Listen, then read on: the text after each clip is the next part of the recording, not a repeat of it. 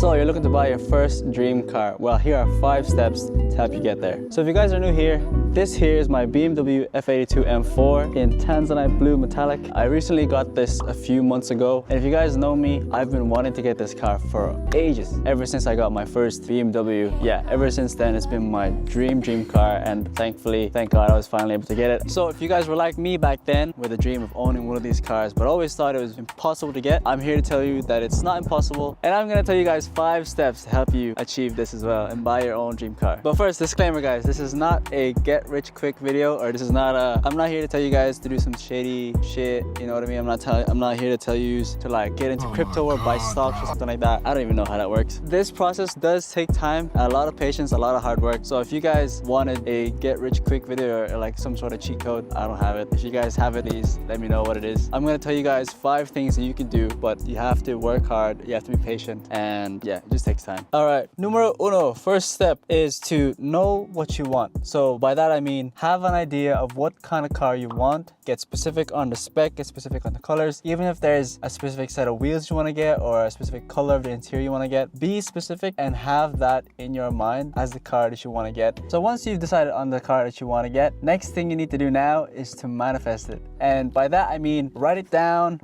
on a piece of paper, put it on your phone, literally put it anywhere that you can see every single day so that it'll serve as a reminder for you to kind of work towards that goal. For me, I have the pictures of the cars I want to get on my phone. As you can see, I have a picture of an R8 because this is the car I want to get next. I feel like once you are reminded every single day, you kind of get that boost of motivation to kind of, you know, push yourself to get better every single day. So that's the first step, guys. Let's get to step number 2. This may sound a little obvious and a little like common sense, but basically you need to make more money.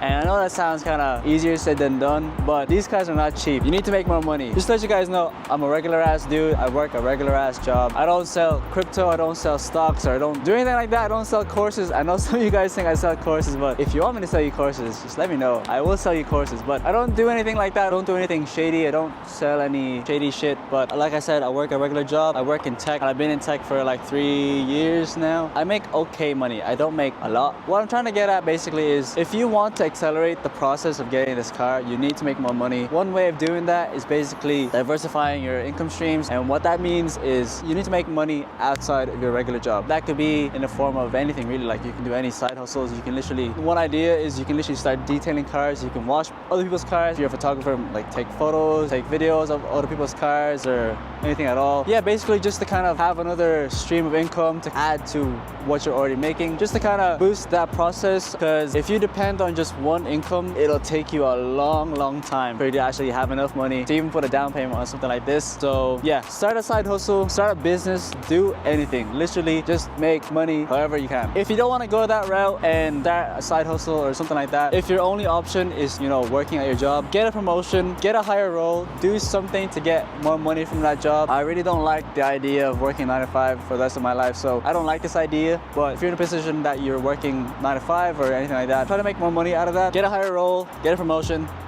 Yeah, for me, one way that I made some money back then, and kind of still sometimes nowadays, is I used to resell some shoes. It was mainly my brother. If you guys know Soulmate, he's one of the bigger resellers kind of back then. Not as much now, shoes are kind of dead, but yeah, I used to help him resell some shoes. I used to kind of do that on the side as well, and I made some money from that. Like it was pretty good during that time, and with that money that I made, put that aside, and I used some of that to help me fund this car. So that's just an example of what you can do. Use whatever money you make on your side hustles and literally just set that aside for your dream car, and that'll help you a ton in the process. Step number 3 is basically a follow-up to step number 2, and that is to be smart with your money. What I mean is, like I said, if you're a regular dude like me, no rich parents, no handouts, no trust funds or nothing, the only way to actually buy a nice car like this or your dream car is to start saving. I know that sounds like a very boring thing to do. Like, this process does not happen overnight, guys. This takes a lot of time, a lot of patience. You have to make a lot of sacrifices. If you're really adamant in buying something like this, you have to make sacrifices in your life. It doesn't have to be like very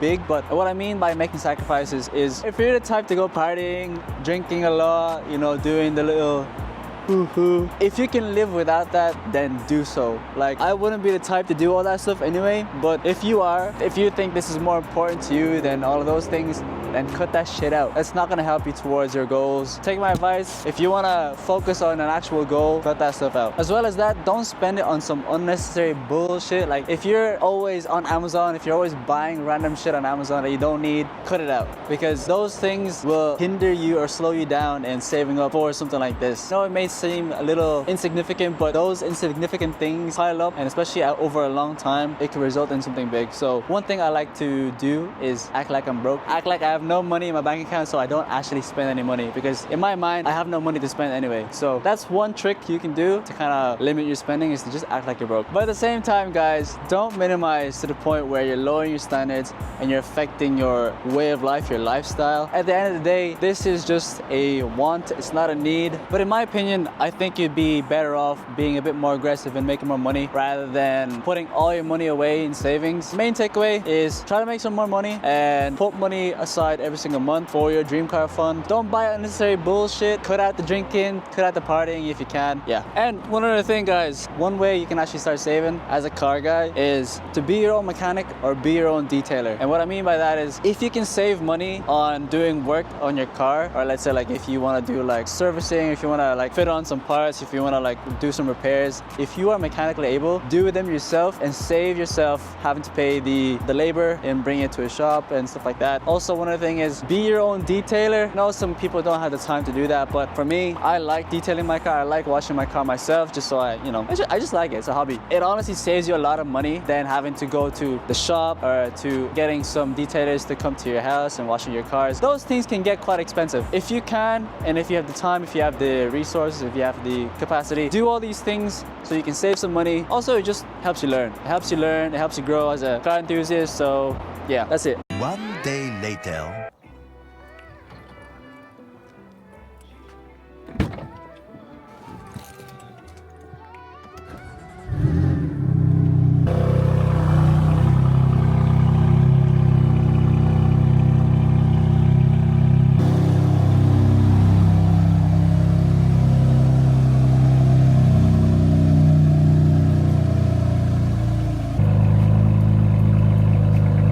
Alright guys, we're gonna take a little break and we're gonna get some food before I tell you guys the fourth step. Look where we are. We're gonna try Taco Bell and see what the hype is all about. We're now at the famous Taco Bell.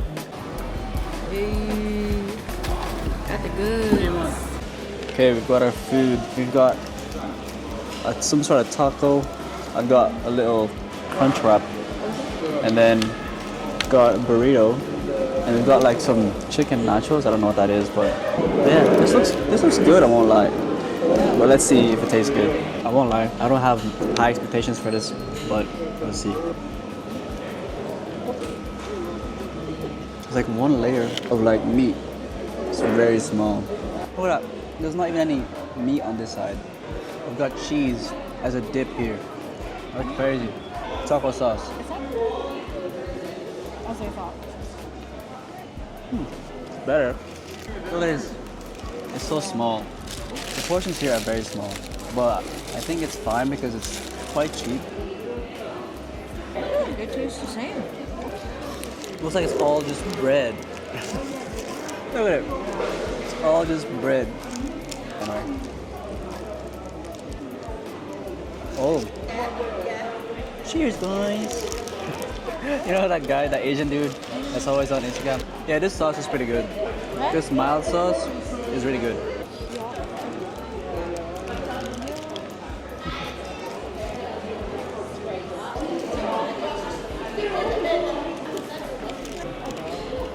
It's okay. It's okay. Ooh. Last thing on the menu that we got is chicken nachos. Let's try it without any sauce. Now with a bit of cheese. Oh yeah.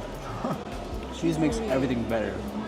It's spicy, no? It's a little bit spicy, it's good. I think we ordered too much. We ordered 20s. Crunch wrap. What rating would you give this? 7. 7? I don't know if this is weird or not, but I'll give this like a 6. Just because it's literally like 70% bread and 30% filling. Look, there's literally, you can't even see the meat. You see that little crumb of meat there? That's the only piece of meat you get. Probably a 6.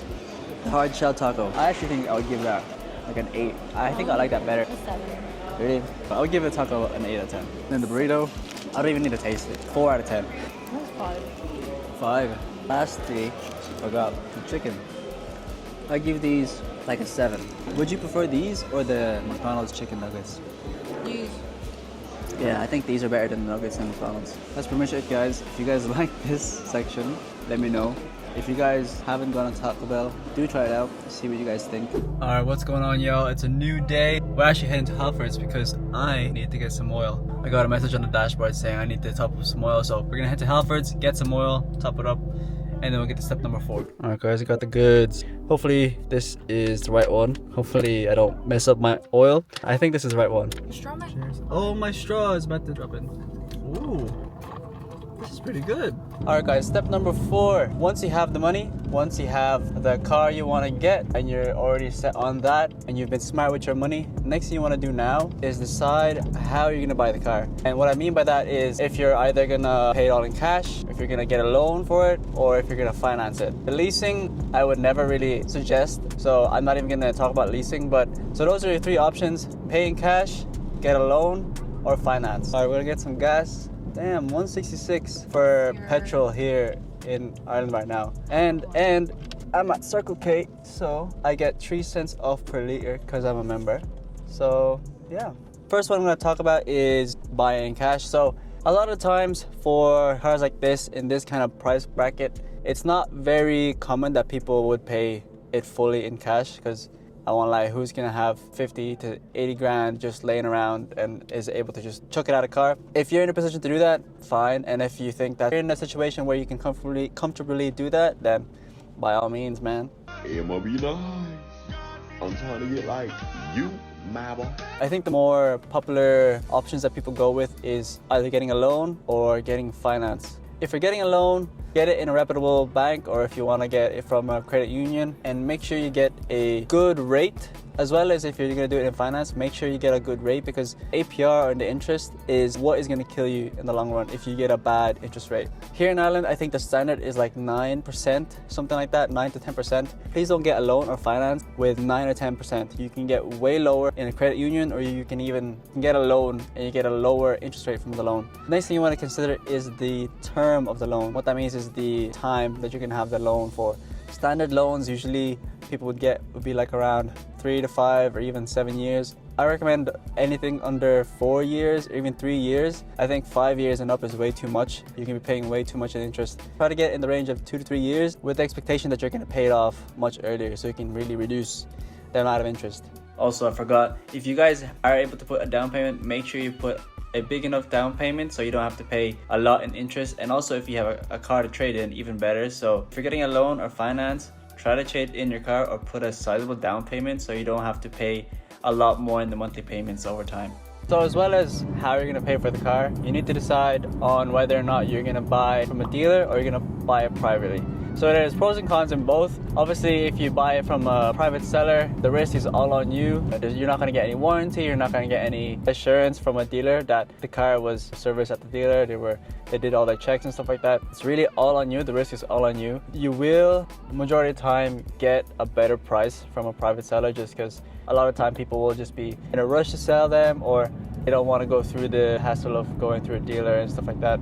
Make sure if you are buying from a private seller, do be aware of the risks. Make sure you know what you're getting into. Make sure the car is good. Make sure the guy selling it is not suspicious. Make sure the car is not suspicious. Make sure you do check the car when you go see it. Drive it, because once you buy it, there's no going back, honestly. So do your checks when you're buying privately.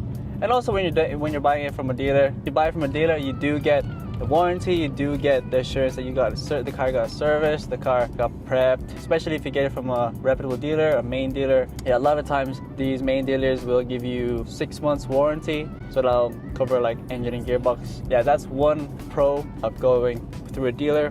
So yeah, all in all, decide if you're gonna buy privately or decide if you're gonna buy through a main dealer. And second of all, decide how you're gonna pay for the car. If you're gonna pay by loan, you're gonna pay for finance, you're gonna pay all in cash, like if you're a baller. Yeah, just be smart with it.